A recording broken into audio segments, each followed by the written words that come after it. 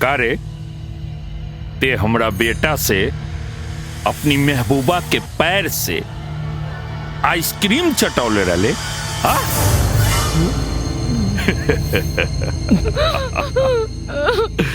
आज हमार बेटा तोरी आंखी के सामने तोरा महबूबा के पूरा चाट जाए।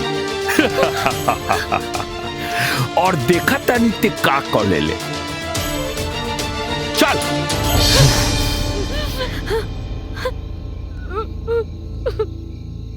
एक बाप के पैदाइश मान ले, तोहनी में से कोई अगर एके छू के दिखा देता। राजा जी!